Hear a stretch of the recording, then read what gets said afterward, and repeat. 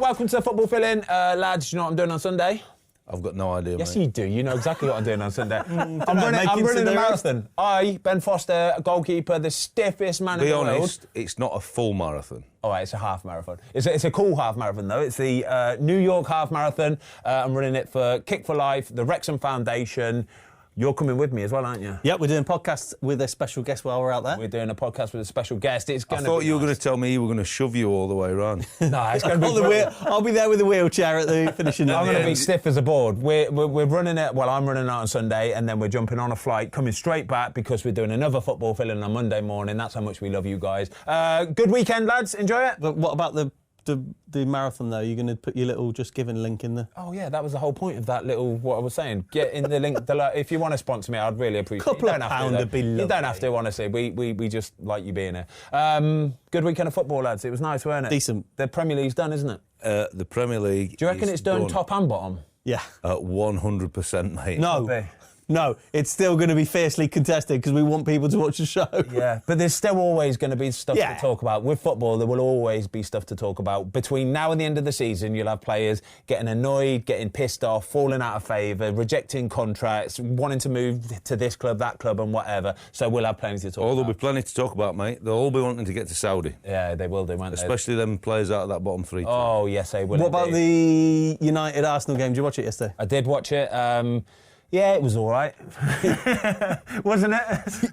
Yeah, it's fine. It was all right. Yeah. It's just another to Liverpool. There you go. Off you go, guys. It's just handing it to them. I think Arsenal, when they look back on the season, because that City have dropped off so far, it's kind of, you feel as though if you beat City, you win the league, don't you? Yeah. And it was their chance this year to get through it, and they're so far behind Liverpool. Do you know what? I don't want people to coin this season or look back on this season and think that it's just been given to Liverpool, or Liverpool have just done enough and they haven't been worthy champions, because they have been worthy champions, yeah? The run that they've been on, the wins that they've got, they've lost one game all season to Notts Forest, is phenomenal. They are relentless. They are fully deserving of this Premier League title. They've taken over the Man City mantra, haven't they? Yeah. But Arsenal would have thought that if it's not City, it's got to be us. Yeah. And I think when you see that performance yesterday, it's not ultimately good enough, is it? And we'll talk about why they never signed anybody again in January, because they've not got that cutting edge in the final third. And I think when he still leaves Sterling on the bench, when you're chasing that win, because when they equalised on 75, you would expect a team... I was expecting them. I was expecting them to throw the kitchen sink at it, and I thought they would go on and win the game, but they didn't really do much of anything, did they? But I think not having that striker, and everybody spoke about it, and we don't need to go over this again, they didn't sign a striker, and that's the reason why they're not going to win the league this season. But what it does, though, is that when they're on the pitch, they just lose that belief that they can go and get that goal. Well, people are going to go, yeah, they scored 7 in the week, and it's like, no, listen, Dutch Farmers League team. It's different. It's different. Like they probably should have beat Man United yesterday. Really, there's talk about players like ex-players and stuff coming out after the game saying, "Don't blame Amorim for playing that way. They just have to try and win." Yeah. But it's a bit of a sad day, really, when you're United. It's like a National League team going to Man City in the FA Cup third round and parking. Yeah, but you look at the way the game transpired, though. United had the best chances by far, didn't they? Raya, yet again, making worldy save after worldy save. I think the weekend were either top level goalkeeping or on your floor goalkeeping. There weren't too much in between. But he, for all that we're talking about, Arsenal will be disappointed. He had 3 massive actions in the game that ultimately got them a point.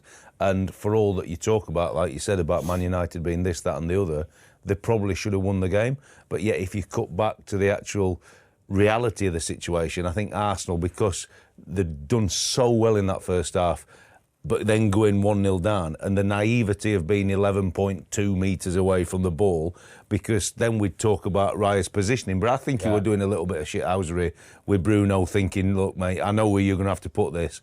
But when you see the wall jump and how high they get, and he misses it by a cock's hair, if if that wall's at 10 metres, he is heading it. He's heading it. If it's 10 metres, he's drilling it. The thing is, do you mean 10 yards? 10 yards, yeah. 10 yards. Yeah, they're in the goal if he's 10 metres. But Declan Rice, I think he said about he asked the referee, didn't he? But if you're really adamant that it's too far away, you're going to have to get the referee to walk it, even break ranks, get out the wall and go, no, it's too much. Make the referee do the steps, pace it out. So many times they can sniff that. Yeah. When they're there in that wall, and you can realise that this is not right, lads. And like you said, at the cutting edge of that league, you've got to be able to change that outcome. Yeah. Even the best teams, Watto, you know what it's like. The best teams, the real clever, smart teams that do the nasty, dirty stuff really well. As the free kick's about to be taken, you take a quick step. You take a step or two, and you get right up into it. I was going to say though, have they got that nasty bastard that goes and gets in the referee and goes,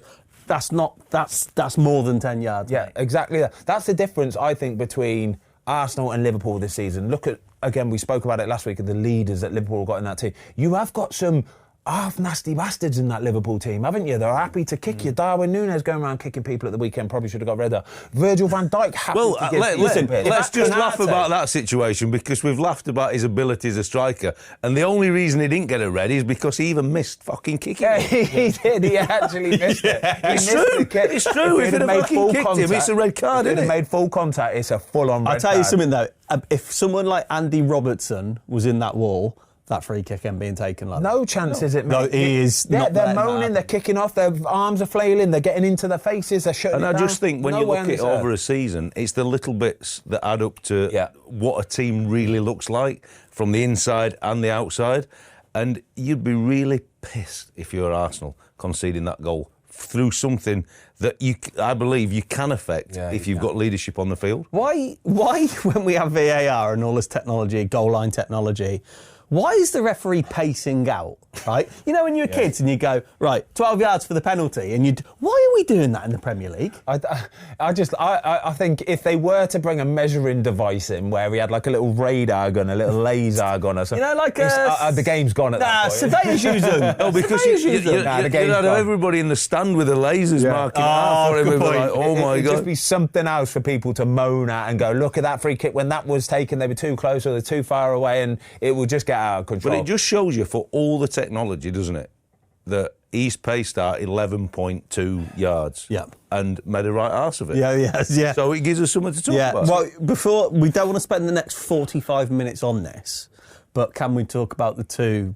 big David Raya saves? So the one which he was saved from Dalot with his foot. His right foot is just brilliant, isn't it? Because his momentum's going the other way, Watto. So tell us, talk to us about that. Look, I think he's in a real good position for the first cross, and he's had to obviously hold his position, assess the flight of the ball, move so quickly across, and he's had to cover quite a lot of ground, and that's why the contact can't be any better from the United.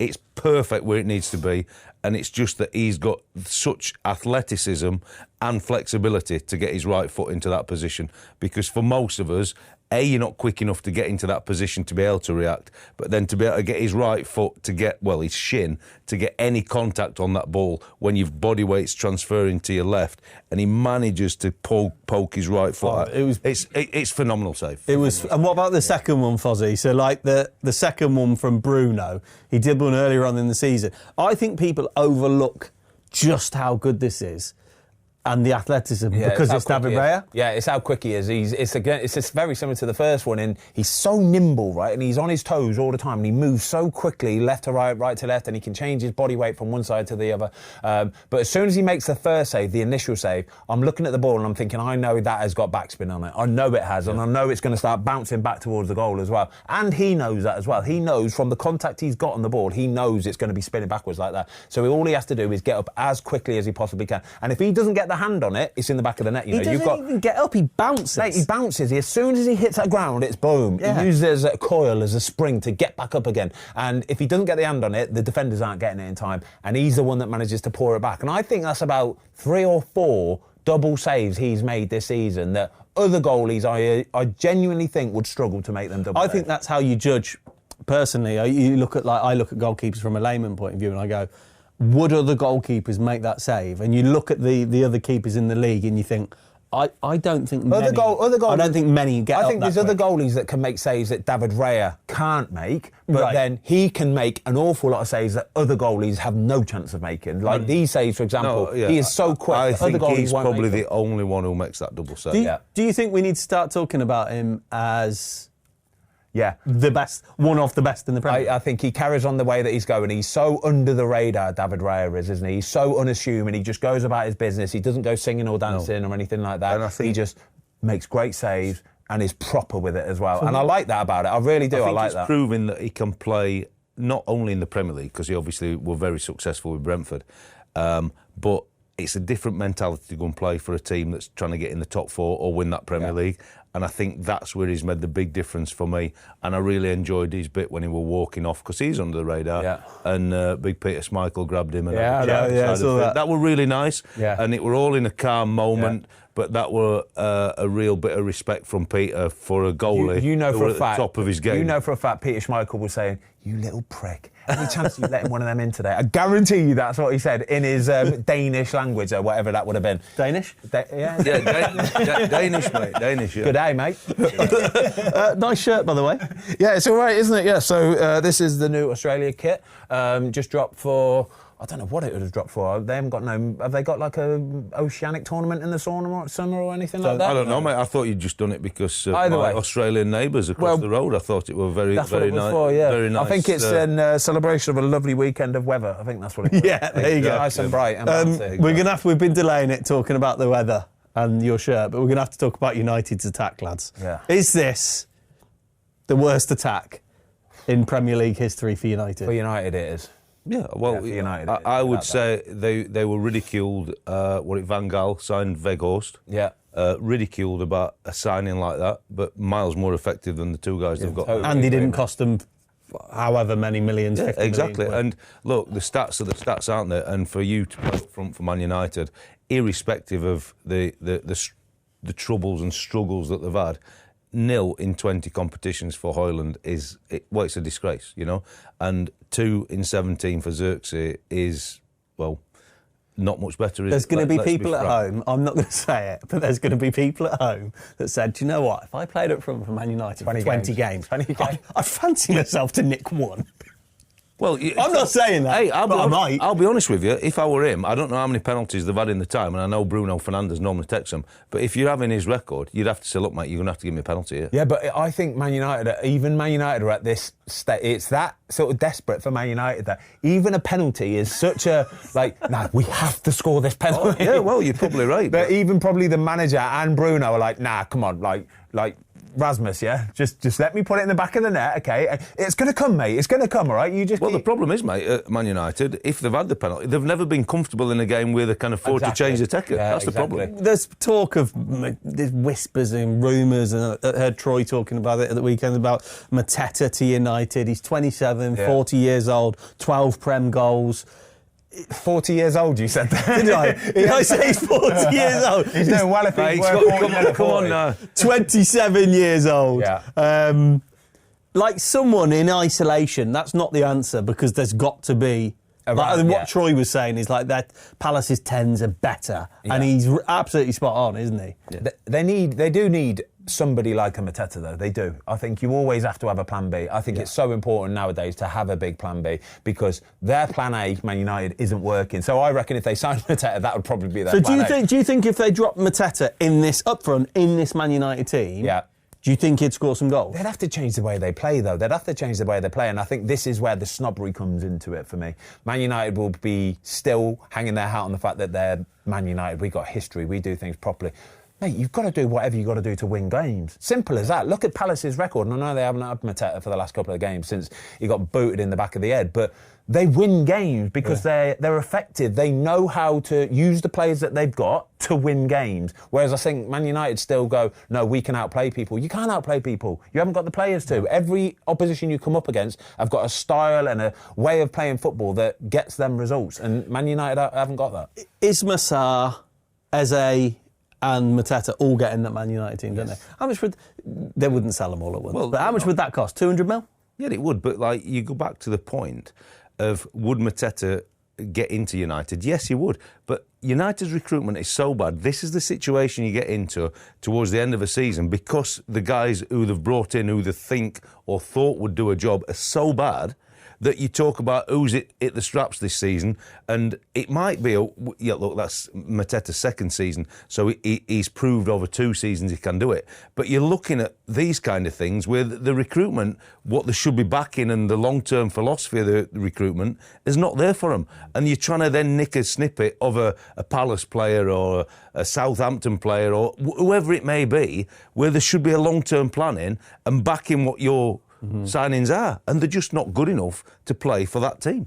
Well, the state of things at United at the minute is that even Kobbie Mainoo apparently looking to reject a new contract, which is just frightening. Like, you think about it, for the last 20, 25 years, you ever heard of a young Man United player this highly thought of rejecting the chance to stay at Man United long term? Well, let's break that down. If you're Kobbie Mainoo, and we talked about the lad Haven coming from Arsenal, and you go into that squad, if you're Kobbie Mainoo and you're a young player and you're looking to develop, right, let's take the money out of it for this scenario. Who are you looking at for development, for guidance, leadership? If you're Kobbie Mainoo, there's not much there at the club. You'd go to, if I was Kobbie Mainoo, you'd want to go to a team that have got a real plan, a real strategy for the future, and it looks positive and upbeat, and it looks like you could really forge away at that football club. But he'll be obviously interacting with his mates from the England setup who are at clubs that he will perceivably think are run better, got better quality players, got better quality coaches, managers.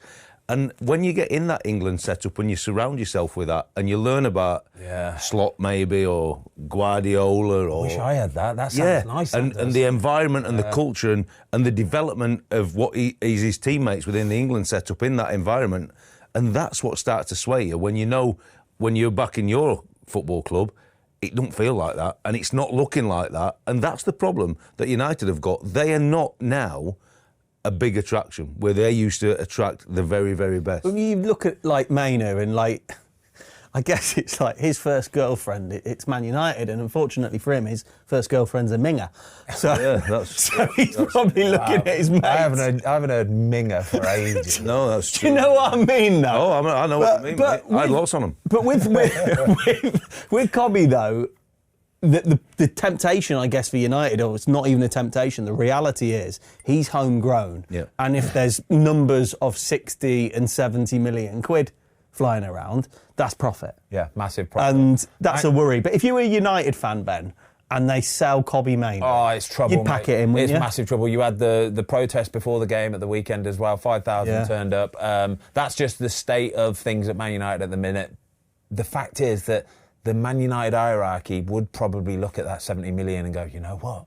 That is 70 million profit. That would do a job, that would. You imagine what the fans will think of that. I think that would some be... interest payments for that. I think that'd be the last straw. I genuinely do. I think it'd be the last straw if United hadn't sold him for that. Can you imagine, right, if they sell him, the first thing we are doing is getting on Goldbridge's live stream and watching it go off. It would go off, mate, because that's... like, Man United have always really got behind those homegrown players, and they've been a massive integral part of Man United being the force that they were, and they're at the place now where they would rather just move them on for money, and it's sickening. It's sickening. Big week for Liverpool, Fozzie. Yeah. Can they win the treble? Yeah, they can. Definitely can, because they've already got the Premier League in the bag. I would back them to beat Newcastle next Sunday. I think Newcastle got a couple of injuries now that probably just takes the wind out their sails a little bit. And then it's all about this Champions League. I think the PSG game, they've absolutely got away with one. Absolutely got away with one. Alisson just showing he's one of the best goalkeepers in the world at this moment in time. What a performance. And they went in and absolutely stunk an 87th minute. I actually did an Amazon piece with Harvey Elliott actually on Friday up at the Liverpool training ground. Day after, wasn't it? It was honestly, what a lovely lad. What a lovely lad. Harvey Elliott's the boy, by the way. Dead, calm, unassuming, just speaks really well. Just fantastic, yeah. So The PSG game, it's a tough one. It is a real tough one because they are some team, by the way. They are some team. When they played this game, both teams in their respective leagues were 13 points clear, so both looking like they're going to win their league. But PSG were some team, and that is a result and a half. It really is. Do you think they're going to win the League Cup on Sunday? Yes, I do. I've got a sneaky feeling they're not. Do you want to bet? Tenner? Well, not at even money, no. You give me some odds and I will. No. You were the one that came out with a statement. I said I've got a sneaky feeling. I'll give you 2-1. Tenner, 2-1? Yeah. I'll take 3-1. All right. I already owe you 20. Get in there. That's another easy tenner. Yeah, I think the thing is, I think the game on Tuesday is massive. You know what I mean? And the focus is obviously to get through that game. And that does give Newcastle some kind of advantage going into it. But ultimately, I think Liverpool are good enough. And because the league's sewn up, you can really focus on the game on Tuesday. And there's enough time from Tuesday to Sunday. I think if it had been a Wednesday and you might have lost today, I just think that... And if they get through that tie, I think they'll just be on the crest of a wave. And they've not got a league game now till they play Everton at the start of April, so the whole focus can be on it. You know, it's a long time. Yeah, it is. What about Slot, Watto? So I kind of put on here on the running order. Is he like the perfect media man? Because in the last 2 weeks, he's come out and criticised Darwin Núñez. He's dragged players off. Was it half-time at the weekend? Yeah. Dragged players off. And he's criticised them, basically saying they weren't working hard enough. Yeah. But when I watch it, it lands well. Yeah, I know. He seems to deliver the message in the right way. Yeah, and I think he's a guy who behind the scenes will be very supportive of the team and not outwardly the majority of the time want to criticise him in the media. But I think he will have said, I can't defend it undefensible and I'm going to have you, Núñez, and at half-time and after this game, when I've had you off because you're not running like you need to do just to compete with Southampton, I can't defend that. So I'm not going to hang you out to dry, but this is the reality of why I've made my changes. You're not working hard enough, and I'm setting a culture here, and that culture is that we will and should have better players than Southampton, but if we're not prepared to match their work rate, you're off. Yeah. And I think that's what he's really It's created. brilliant. I think it's class, Watto, because if I was a manager, I'd do exactly the same thing. I would get all my team together and I would say to them at the start of, well, when I first walked through the door, actually, I'd say, right, lads, I will be working my socks off, yeah? Behind the scenes, I'll be staying late, blah, blah. I need you to do the same. I need you on the football pitch, on the training pitch, the match pitch on a Saturday afternoon. I need you to be giving me everything you've got. But if you don't, I'll call you out for it. And I'll call you out in the media in front of everybody else, yeah? There's no hiding place. You don't get to do it and then I'll cover you up. No chance. If you're not putting it in for me and for the rest of your teammates, then I'm going to call you out. And that's what he's doing. It's a lot easier to do it when you're top of the league as well, yeah? A lot easier. If you're struggling and you're calling players out, you'll lose them. And then you'll lose other players and it's hard work, it is. It's a little bit like Garnacho the other week when he's walking down the tunnel and there's people going, oh, it was cold, or he was this, he was that. Did we ever get to the bottom of this, lads? Because still, I've heard people defending him. I've heard so many people defending Garnacho for he's going down because he's getting a clean T-shirt. Mate, that's not done. You don't get to go down the tunnel. You don't get to go down the tunnel. Why doesn't the staff member go and get it? Even then, you've got about 3 or 4 minutes until the end of the game, until the end of the half, right? Sit on the bench and wait, yeah? You've been running around for 40 whatever minutes, yeah? You're sweating your tree off. You're absolutely boiling, you are, right? You are not going to get cold in 3 or 4 minutes. Sit there, watch your teammates, then do it at half-time. You don't get to walk down the tunnel, do you? No, it's just crazy. It's rubbish. And I think it sells the culture of what United is at the minute as well. It's like an individual thing. And what we're talking about here with Slot is creating a real team behind the team. Yeah. And if you're not doing it, there's guys who'll come on and replace you, and you've got to work as hard, if not harder than the opposition, every single match. And that's where I'm judging you on. And then your abilities will take care of it. I don't want to take anything away from Slot because he's been phenomenal. He's been absolutely picture perfect, doesn't he? Yeah. But at the end of the season, if they win 2 out of the 3, he must be on the phone to Big Jurgen going, you have done me the biggest solid here in terms of that transition anyone's ever done in football. Yeah, he's just carried it on nicely. He really, really has. But I said at the beginning of the show, I don't want Liverpool to be thought of this season as kind of it's just been given to them or they've just been done brilliant enough and teams sort of like roll over. And I know they've had a lot of penalties and they've had a lot of VAR. It doesn't matter. They're the best team by far in this league. They're the best team by far, and they're relentless at it as well. You know, on a Saturday afternoon, Mohamed Salah's going to score and Liverpool are going to win. Well, it's given. Yeah. He's four away from Coley now, isn't he? Mate, his record's a joke. The assists and goals and assists this season are phenomenal. He's going to break all records. He's going to break all records.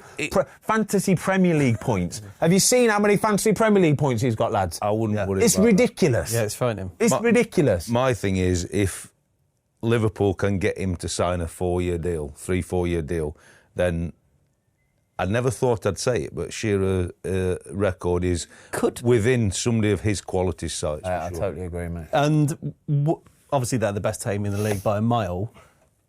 But come the end of the season, when it's all said and done, do you think Forest could be the second best team, Ben? If they are, it would be some sort of a monumental drop-off for Arsenal, and it wouldn't surprise either. The way that it's going, I think the wind has been fully taken out of Arsenal. 4 points behind Arsenal. This is what I'm talking about. When you haven't got that main man up front, that striker, right? The whole team suffers from it because you go into every game thinking, are we going to be able to score? I know we're a good team and we create, but we can't score goals, and it kills you. It does. It absolutely kills you. And if they drop off to the point where they are just about making that top 4 this season, oh my gosh, there's going to be some serious questions asked. Yeah, it's incredible, but I think Forest can, because I think Arsenal are so deflated with what's happened in this league that they've not been able to compete. Look, they've got the Champions League to focus on as well, haven't they? And that's going to have to be their real driving force. But they've got more chance of dropping out of the top 4 than getting anywhere near Liverpool, Arsenal. They ain't catching them. They're not getting anywhere near that, and that's the race now. I think Forest have got an unbelievable opportunity to do it, because I wasn't surprised that they beat City. I just wasn't. Yeah, I mean, you know what I mean. It's a tough place to go, the City ground, at any stage of the season, but the way he's set that team up is phenomenal. And you've got it here. Nunes beaten Pep 4 times now. Only Klopp has more wins. So he's got a real system that he had at Wolves, and obviously didn't really get time at Spurs to implement it, but he's taken that into Forest now, and the recruitment and what they've done at Forest is phenomenal. But the clean sheets it's staggering what they've done. 12 is ridiculous. I watched, obviously this was the early kick-off, I was driving around dropping kids at rugby in school and blah, and I caught up with the highlights, but Forest, they didn't really concede a lot of chances. No. You're talking Man City here, they were very wasteful. They're putting them wide and over, and Matt Sowers didn't really have many saves to make whatsoever. At the other end, though, Henderson, I know he had an absolute stinker for the goal and he's got to save it, simple as that, but he made one save onto the post. Yeah. Mate, I think that's been the level of the goalkeeping. It's either been full-on amazing. The save is phenomenal, and then the goal that goes in, it's an infinitely easier save to make, isn't it? It takes a slight little deflection. And he's in a good position with his hand, but he just doesn't react with his left hand, but yet he'd made the great save with his left hand. It's really Forest, though, I mean, you look at... We were talking the week before last about front threes, I know, and we were talking about Newcastle versus Spurs. And you look at, Arsenal, obviously, in second. I know they play, with 3, and Forest is a slightly different formation. But you've got Chris Wood, Elanga, Odoi, and then Morgan Gibbs-White just behind. Yeah. It's some attack. This is the Chris Wood thing. It's snobbery. It's seen as a big, old, stiff centre forward that teams just don't have anymore. It's like your Mateta, big, stiff. You just don't have them anymore.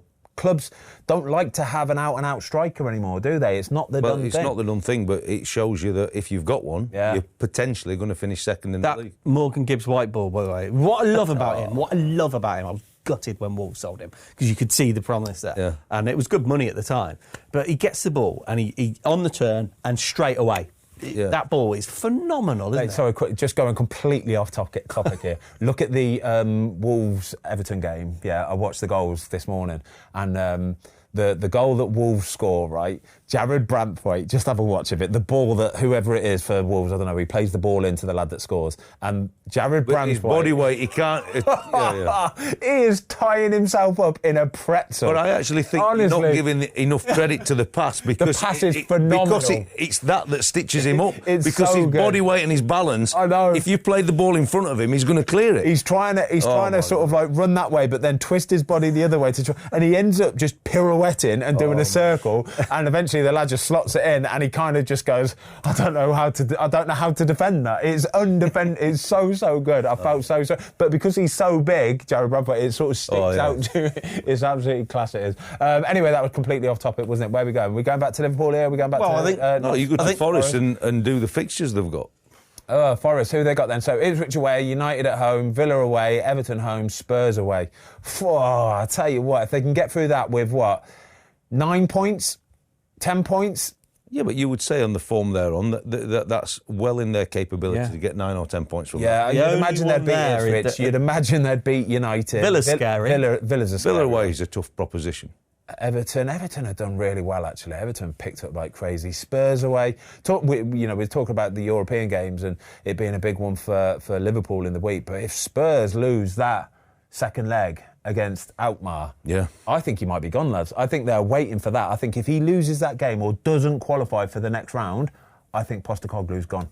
You just can't see it, though, can you? I don't think he'll go. But I couldn't see them losing 1-0 in the first leg, to be honest with you, mate. No, well, do you know what I mean? They shouldn't do. The level of the Premier League and it's not been disrespectful to AZ Alkmaar, but it should never be a contest. Because Spurs yesterday, Spurs were just so abject. They were lucky, so lucky to get away from Romero that game. comes back into the team. That save from Vicario after 20 seconds is absolutely unbelievable. It's a wildy save. I thought he was still on the physio bench, didn't he? Oh my save, God. it is. Where's he passing it? Mate, the only way he saves that is because he's not guessing. He's anticipating. He's anticipating it, right? And there's a big difference between guessing and anticipating. He can smell it. He's looked at everything. He's assessed the whole situation, Vicario. He's looked at the body position of the player. It's early door. It's an obvious one into that corner, and he's anticipated it enough to get a little step there before he's even kicked it. It's a worldie. And you're talking fingertips. Do you think Spurs got away with it yesterday? Yeah, without doubt. I mean, that Kerkez ball, we were talking about it off camera.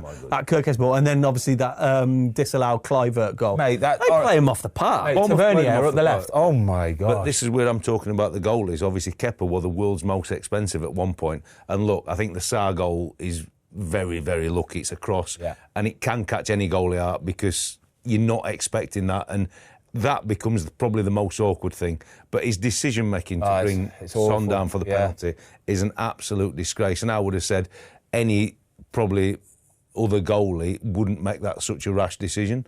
If he doesn't do that, Kepa, Bournemouth win the game comfortably. It's literally it's as simple as that. Big moments change games, and that was the moment there that cost Bournemouth 3 points, because it should have been an easy 3 points from that. Brings Spurs back into the game, and it gets the crowd lifted, it gets Tottenham lifted, and that's the only reason why they didn't go and get 3 points. And it was an awful decision. He was going away from goal, didn't need to commit himself like that. This player's already back and filtered in. He just leave for how Bournemouth played, he wouldn't come out and criticise the goal in that, but you're looking at the 2 goals, I think, and the first one is slightly lucky for sure, but you're looking at it thinking, my word, got any kind of goal in here and we'll have won that game. The Kerkez assist is up there for assist of the season. It genuinely is assist of the season. The run, the power, the pace, driving, and then the ball. It's not a whip ball, it's a struck ball. It's undefendable. Yeah. It genuinely is undefendable, isn't it? The lad's he's on his blind side out there. He can't see him. He's made a charge. He's made a run. He knows the quality of Kerkez, so he's guessed it. I think if I'm the Bournemouth manager or director of football, whoever that is, you're just not answering your phone this summer. No. Because what we spoke about, a Man United, an Arsenal, any of them players, Liverpool, they're coming for these guys. Liverpool, 100%. Kerkez. I think Brighton have got some phenomenal players. He's 21, but Kerkez. A lot of these Bournemouth players will be so Mainoo, Kerkez, Evan Nielsen. You take him. Evan Nielsen's finished against a very, very good goalie. Boyson, they're full of... Kerkez would fit Liverpool because there's been a lot said about Robertson this season, and I don't know, I haven't watched enough of him up close and personal, but all I have seen is Kerkez ripping it up. His positivity on the ball is how strong and powerful he is as well, and how he drives with it. He's got absolutely everything. It's like a machine, he'd be tailor-made for Liverpool. He really the way they play now. Tailor-made for them. Right, lads, I've got a really, really good one for you. This is the one that I wanted to talk about most today. Right, Villa. Currently, I've got a quarter-final FA Cup to come versus Preston. Yep. They have a possible quarter-final Champions League tie if they win this week. They beat Bruges 3-1 in the first leg. Yeah. What a result, by the way, because they got popped as well. They were so lucky, by the way, they got popped. And they are 4 points off fourth. Yeah. What, Ben, is a good season for Villa? Honestly, if the season ended today, it is a phenomenal season. It is a phenomenal season. So even if they lose the next game against Bruges getting to this stage of the Champions League for them is phenomenal. It's some achievement. I would like to think they'll beat that. They'll have a quarter-final. They'll have a Champions League quarter-final. It doesn't matter about the rest of it. That alone is good enough to go. That is, what an achievement. Unai Emery, absolutely phenomenal. But the fact that they're still in the FA Cup, likely going to get through to the semi-finals, and then top 6 in the Premier League. Yeah. So if they come 6th in the Premier League, quarter-final Champions League, FA Cup semi-final, are we saying that's a brilliant year? Brilliant, yeah. I think if you're a fan, you're rocking with all that, but there'll be a tinge of disappointment because they're expecting to get in the top 4 again. Yeah. And because it's going to be very, very difficult for them to win the Champions League. But I actually think the way that the FA Cup's panned out for them, that's a really favourable draw. Yeah. But they, again, are a team a bit like Newcastle going into the League Cup final, not won silverware for a fairly long time. I think he's not daft enough to do what Ange did and say, I'm going to win a trophy, but he'll have his eyes on that prize for the FA Cup. Well, And if you're a team, you wouldn't want to play Villa. No, you wouldn't, even in the Champions League. Because the thing we overlook with Champions League, I know that the Europa League is different, but Emery has form. He has won big European competitions. You never know. When you start getting that deep in the Champions League, they have serious quality. And what I love about Villa is that with the signings they've made in January, they have started rotating their squad at the real business end of the season, haven't they, Watto? Yeah, they've done everything proper, haven't they? And I did watch this when I got back in on Saturday night, actually, and I know Brentford have dropped off a little bit in terms of the home form, but that's a tough place to go. R5 kick-off on a Saturday night, you've played Champions League, you've got Champions League, and they were very lucky to run out 3-1. So the job's not particularly necessarily done in their minds, and Emery wouldn't allow it. So that's a tough fixture, R5, Saturday night at Brentford.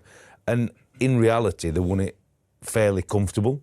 There weren't too much the difference between it was an Ollie Watkins. Like Villa had an Ollie Watkins, somebody a bit physical up front, big lad.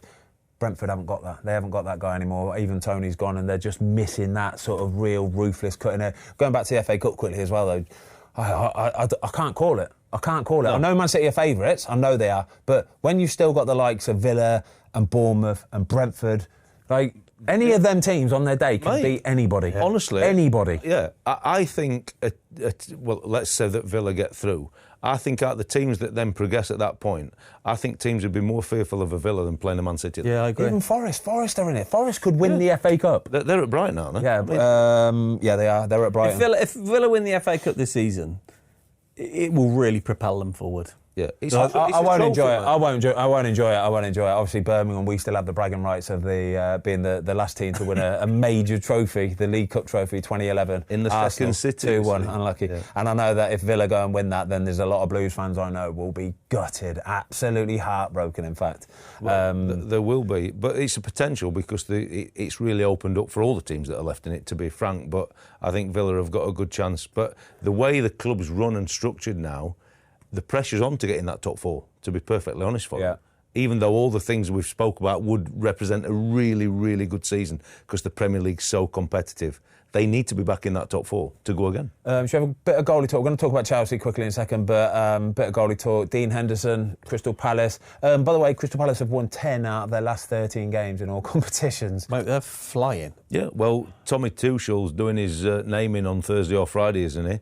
And I think Pickford's been number 1 for many a year and been pretty solid in that spot. And there's been a little bit of challenge at certain points, but not that relentless challenge, where I think Dean Henderson, it's proved to be the right move for him to be at Palace. Yeah. He got past Sam Johnson. Sam Johnson's moved on, and he's proving to be a very, very capable goalie. With Pickford, right, he's obviously been brilliant for England. Very, very well established.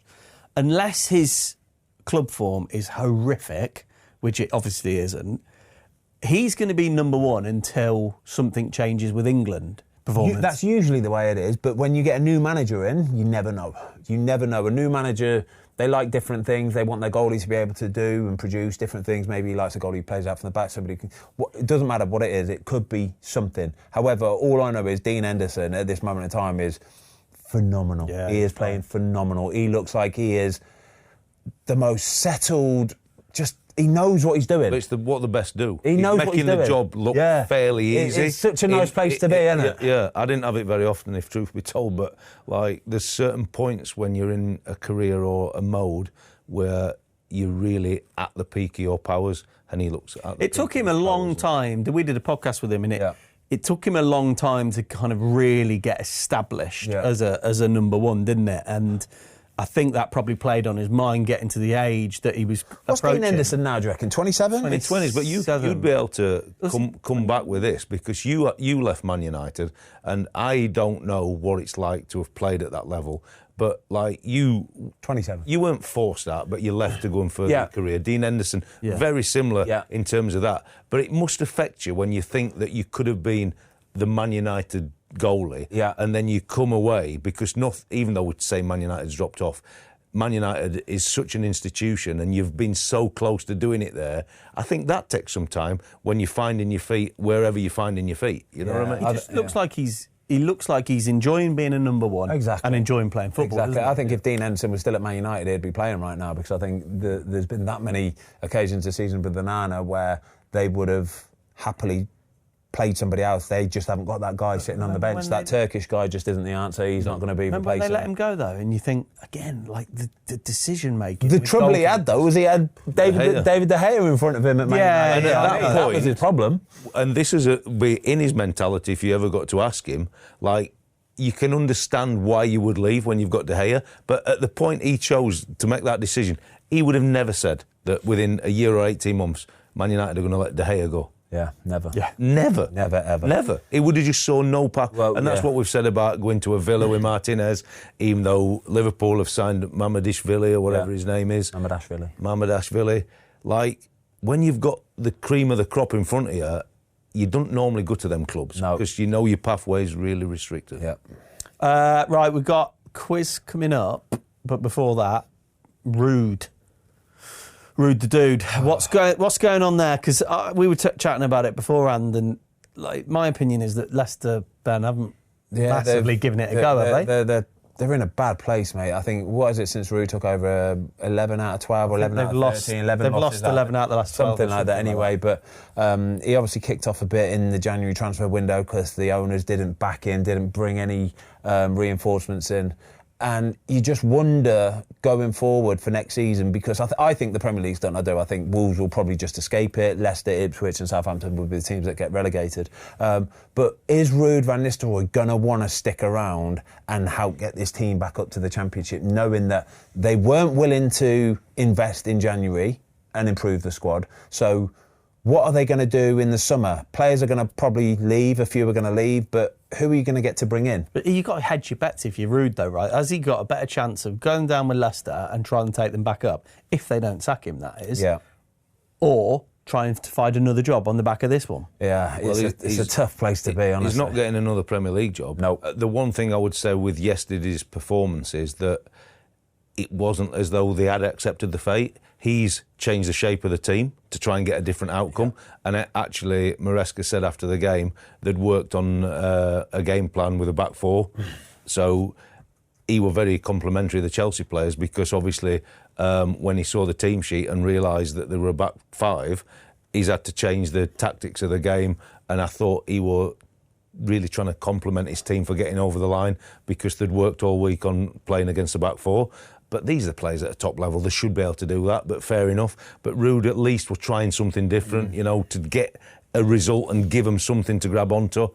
Whether he's the man for the fight if they went down, I'm not quite so sure, you know what I mean? He's been at the top and cutting edge of the game all his career as a player, and even in the management type role, I'm not sure. But like you said, whether Leicester fans think he's the man or not, I'm not quite Mads sure. Hermansen, penalty save from Cole Palmer. First miss? First ever first penalty save. miss. First ever penalty That miss. was a great save, wasn't it? It's a great save. Phenomenal save. It's strong hand. It's a really strong hand. It's a really well-struck And you know what penalty. made me laugh? When Palmer's running across for the corner and he's thinking, that's a good save. And I think he said to the linesman, you could see has he gone early? Is he off the line? Because I think he fancied a retake because he was surprised that he saved it because he hit it quite well. He struck it so well. Most of the time they're going in there. Even if you get a hand on them, they're still going in the back of the net. He went really well. It was a big save, and like you said, ultimately it should go down as a save rather than a miss because it was a big save. Tell you who else missed a penalty at the weekend? Simon Miniminter. Stinking. As if. I know, stinking. Penalty legend himself. Just find the corner side. Come on, mate, it's not hard.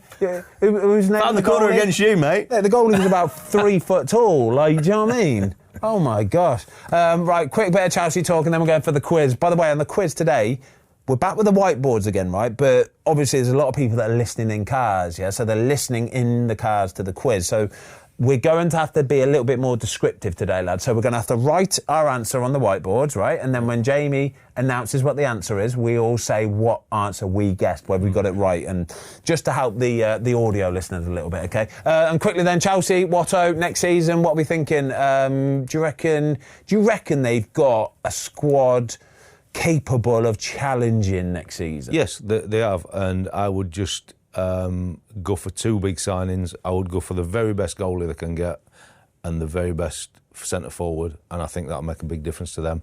And I think they would be up there challenging 100% next year. I agree. I fully agree. Lovely! I fully agree. I think if they can stay away from some injuries but sign those 2 big boys, probably going to cost them 200 million quid. But they can afford it, can't they, Chelsea?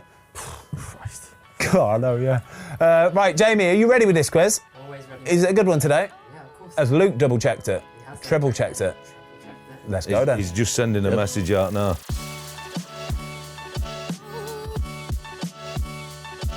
Right, everyone, welcome back to the Football Filling Quiz. From everyone's comments last week, we're sticking with the whiteboards, aren't we? Yep. So what we're going to do, you're going to say your answer, and then I'll say the answer to announce. And then we'll do a point system through there. Okay. Perfect. You all happy? Jiminy. Happy. Always happy, mate.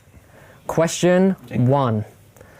Sadio Mane is the all-time top Senegalese goal scorer in the Premier League. Who is second? Sadio Mane is the all-time top Senegalese goal scorer in the Premier League. Who is second? Oh, God, I had it now, I forgot. Well, mate, this spelling and everything I've got here is... 5, 4, 3, Yeah, 2, probably is. 1. Time. Right, Tom. El Hadj Diouf. Ben. Diouf.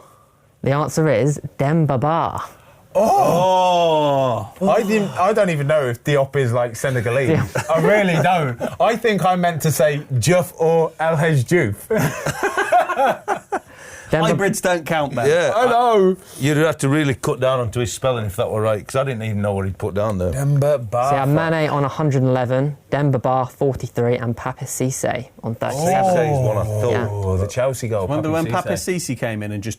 He scored that goal at Chelsea. It was the same season. 2 players came in and just tore it up for a short period. It was him and Nikica Jelavic at Everton. Yeah, Jelavic, very good. Wow. Pape Cisse came on trial at Watford. Did he? The season that I retired, basically, finished.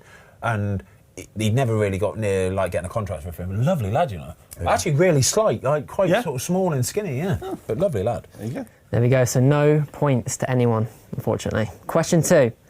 Ryan Nelson played over 150 games for Blackburn Rovers in the Premier League. However, can you name one of the other 2 clubs that he's also played for in the top flight? Oh, could you ask the question again, please? Of course. Ryan Nelson played over 150 games for Blackburn Rovers in the Premier League. However, can you name one of the other 2 clubs that he's also played for in the top flight? So you can get one, just one of them. That would be good. Good 5, eye, mate. 4, Oh, I don't know. 3, But I've just had a stab in the dark. 2, Tom. 1. I really don't know. Tom, On Portsmouth. Portsmouth, Ben, West Ham. Watto. Fulham. The answer is Tottenham or QPR. Who am I thinking of here then? Are you thinking of the big centre half, Chris Samba? No. No, he didn't. He did play for QPR, didn't he?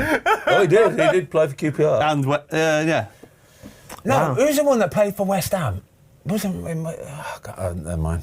God, You're writing it we big go. anyway, mate. We're doing rubbish today. Neil. Was Ryan Nelson Australian? New Zealand. Same thing.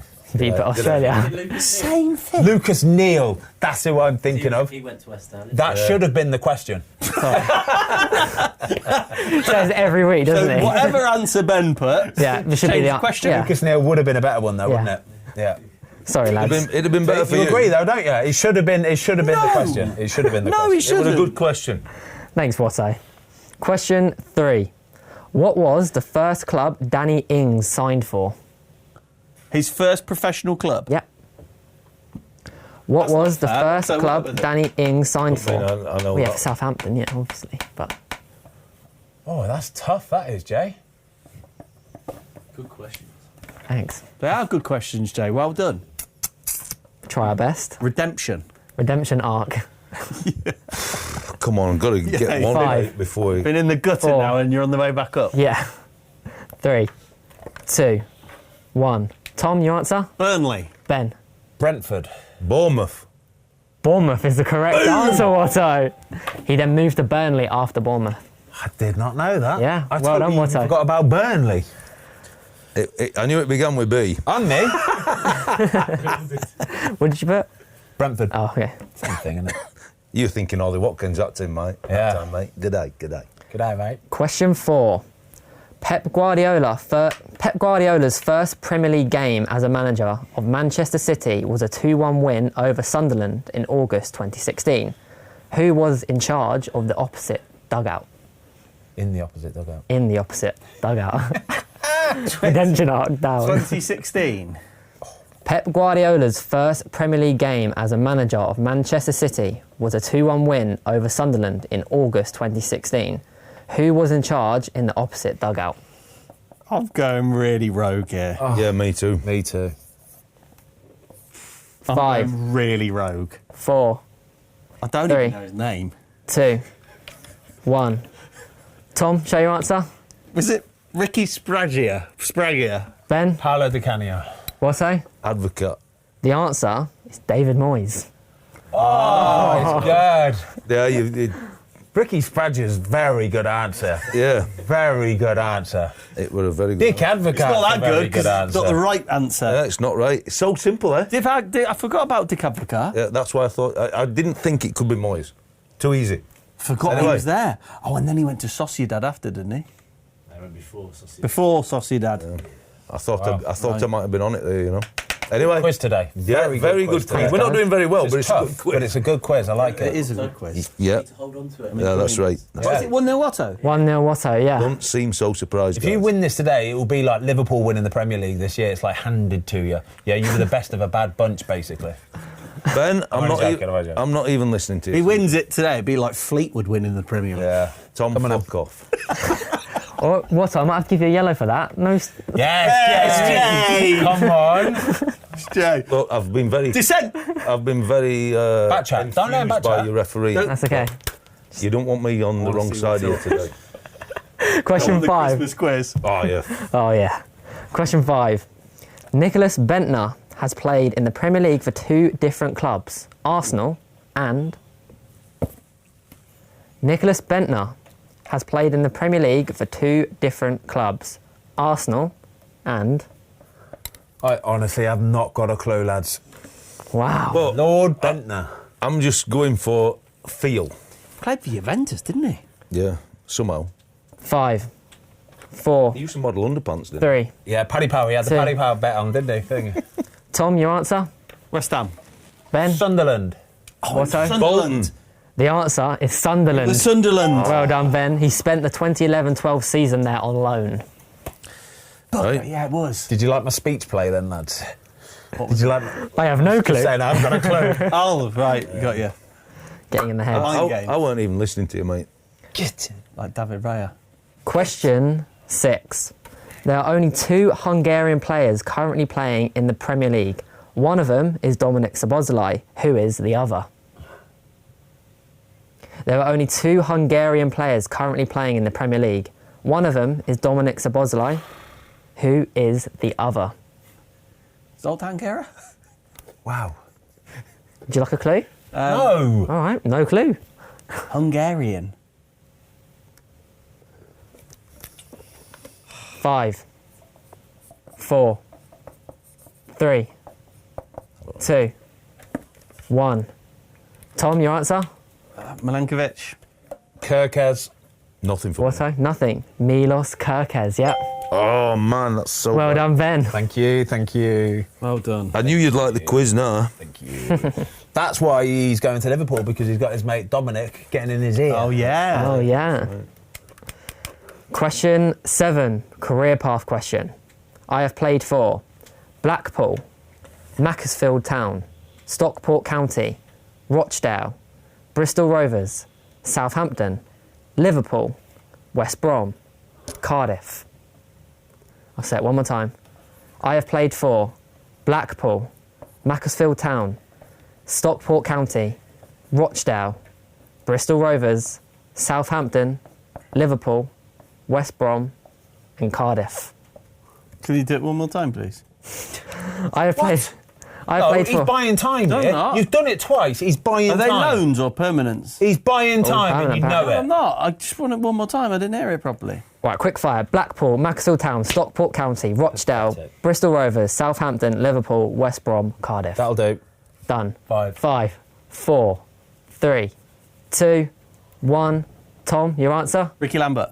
Honestly, Ben? I'm fuming with that. Your answer? It's Ricky Lambert. It's, I'm, No, I didn't And get, Watto? I didn't I'm absolutely Did you fuming get one? with that. You've been. I was you've been- thinking Ricky of Lambert. centre half. That's a Who's shambles, that is. centre He's been half? done there, Right. hasn't he? He's been done there. I have not been done. Yes, you have. I haven't. You've 3 times you read that out then. No. You've been Anyway, done. I put You've been more- done there. I put Ricky Lambert and I put, go ahead, lads. Experience sells there, Jay. Ricky Lambert for the Fozcast, maybe. Oh, Yeah. there you go. Yeah. Maybe. Come on then, Ricky. He's just glossing over the fact that I've done him up like a kipper. It's fine. Off the mark. 3, 1. Question 8. As of January 2025. If we lose this game here, yeah, I'm going to tell the Liverpool fans it was you you're the reason. Who said that? It was Arnie Slot. Well done. But he got a red card and was banned for 3 games. well done. Can we You have that should on the give him a quiz? yellow. I'm gonna go. You sure? Got his hands on the ref. Might have to go to the PGMOL. Hey, if they touch you, that's it. It's a yellow. Oh, Yeah. off. Yeah, I know. Yeah. I'll let you off. Cheers, mate. Question 8. As of January 2025, 1,723 English players have featured in the Premier League since it started in 1992. Which nation is currently second on the all-time list? Oh, that's good. As of January 2025, 1,723 English players have featured in the Premier League since it started in 1992. What nation is currently second on the all-time list? I've got a question. Okay. Ben, have you got the same question? No. Is it English? Yes. English. There's only one English team. So you can have, yeah, so it's England. So England yes. are the only English team. Yeah. No, as in English players. Yeah. Yeah. Yes, you can, yes, you can have, for what you're saying, you can have countries inside the United Kingdom as well. It doesn't Yeah, but include they're that. not English. So Exactly. Why would that be a question? I was just checking the I think he's buying validity time. of the 5, question. 4, 3, 2, 1. Watto? Scotland. Scotland. Ireland. Ireland. Scotland. The answer is France. Do you know what? I started putting. So did I, Watto. 238 players from France, but there's been 217 Scottish, 208 Irish, and 169 from Spain. It's a good question. It's a really good I question. started with an F and I went S.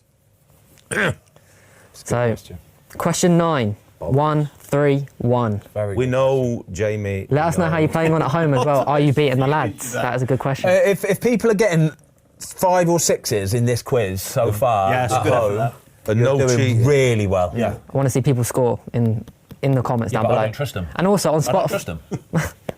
Also, on Spotify, you can also leave comments in the description down below. Love So, that, yeah. so also get in there Get as in well. with your scores. Question 9. Who is the youngest player to make their debut for Spurs in the Premier League? Who is the youngest player to make their debut for Spurs in the Premier League? Oh, 5, wow. 4, 3, 2, I know it's not right though. 1. You Tom? put me on the time there. Parrot. Ben? What did Tom say? Para. What did Parrot. he say? Troy Parrott. Who? Troy Parrott. right? What's his name? Troy Parrott. Very good. Oh, Very good. No. Yeah. He's done it. Well done. Well done. Yeah. Yeah, very good. Oh, mate. Very, very good. I'm glad I didn't put that. Ben, your answer? Archie Gray. I put Jamie O'Hara. The answer is Mikey Moore. Oh, it's good, yeah. It's good, isn't it? 16 years, 277 days old. Yeah. We met Archie Gray at the London Football Awards the other night, didn't we? Yeah. He was a lovely lad. He, do you know what he did? He came up and he went, "Hi, Ben, just want to say hello. Massive fan of your YouTube channel." I went, that's good. really Honestly, nice. Jay, he said the Quizmaster's class. Really? He didn't say that. They didn't say that. He said the opposite, Jay. Ben, He's a lovely lad. he's though. on the redemption arc. At least someone likes me. We don't like you. We love you, mate. We love you. Thanks, guys. Question 10. What club did Crystal Palace sign Adam Wharton from? What club did Crystal Palace sign easiest one of the Adam lot, this. Wharton Can we get a from? bonus point for the exact transfer fee? No, because then that makes it might go to a tiebreaker. I've already won because I know the answer, but let's say, I'm happy with that. I'm Okay. happy with that. A bonus point, you happy with that, Watto? Yeah, I love it. May as well chuck it in there, haven't we? All right, I'm going to go for... it was a lot of money, wasn't it? It was a lot of money. So the answer's Blackburn. Yeah? Oh, I didn't get that. the answer is Blackburn. The answer is Blackburn for everyone at home. But what was the fee to the point for an extra point? Oh, is there a point something? Yeah. Oh. No. Okay. No, there's no point. There's no point. It's a round figure. Go on then, what did you say? Tom, what is your round figure? 19.5 million. There's a 20-something, 24 million. 27 Watto? I've got. The answer is 18 million, which could potentially rise to 22. So 18 million I would have gone for. So I do get a point. You don't get a point because you didn't get it bob on. It's true. It is true. Good quiz. Well done. We got a tiebreaker just for the fun of it. It were a good quiz. The tiebreaker is like a closest two. So they're the new tiebreakers one because Oh, yeah? it 100%. Okay, yeah. Who has to say it first is the question when it's closest to. No, we write it No, down. closest two, yeah. All right, so it's another one. Question 11. What was the transfer fee that Liverpool paid for Darwin Núñez? Heavy money. The closest wins Bare if it was a money is what it tiebreaker. was.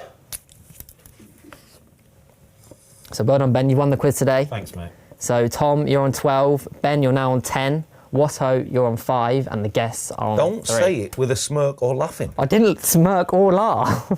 He did, didn't he? The yellow card. The yellow card. He's lost his head with the yellow Is the card. answer in pounds? Yes. Okay. Tom, your answer. Can you come to them first? Watto, your answer. I've gone 67 million. 64 million. Ben, I've gone 69 million. the answer is 85 million Pounds. pounds. You know, I was thinking 70s, not 80. 85 million. I had that. It was euros, that figure, and I thought, equate it down, quick maths, 64 million. Mate, you've won. You don't What's the need exchange to rate at the moment? come out with that It's bollocks. not bad at the minute. Well done, Ben. Thanks, lads. Oh, well done, Ben. Really good quiz today, Jay. Thank you. Really enjoyed that. Well done. It was good. We're trying to get better. I got 2, so He we're doing redeemed all himself today? Definitely. Redeemed yourself? Yeah? Thank you. right. Yeah, Well done, very definitely. positive. No Thanks, dubious guys. ones either. No. There we go.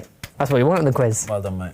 Well done, guys. Until Well someone done. gets in the comments and goes, actually, that question was completely wrong. Yeah. Yeah. He wasn't this price, it was this price. Thanks for watching, you lot, as always. I don't even know which camera we're in. Wide. The big wide one. We'll see you next week. All the best. Bye-bye.